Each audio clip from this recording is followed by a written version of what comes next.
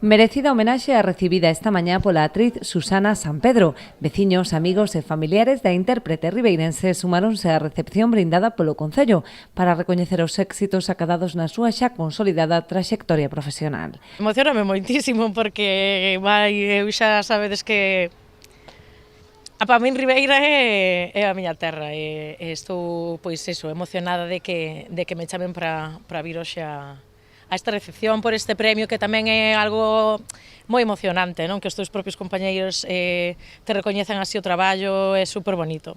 E celebrarlo aquí en Ribeira coa xente daqui, vamos, mellor imposible.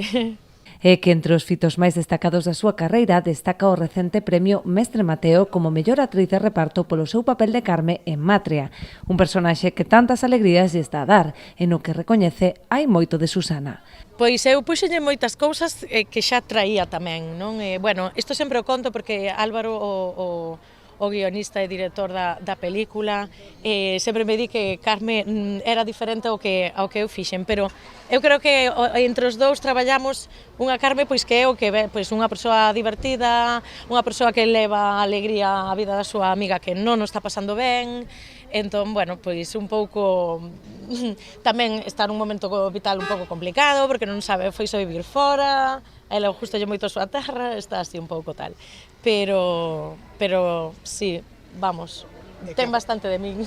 Na actualidade, Susana Sampedro está inmersa noutro proxecto ilusionante, a peza teatral O mundo está roto e pódese camiñar, que ven de estrear. Agora estou cunha obra de teatro xuvenil, que espero poder vir ao auditorio maravilloso que temos aquí, para toda a familia, pero bueno, sobre todo pois a partir de 5 anos e así.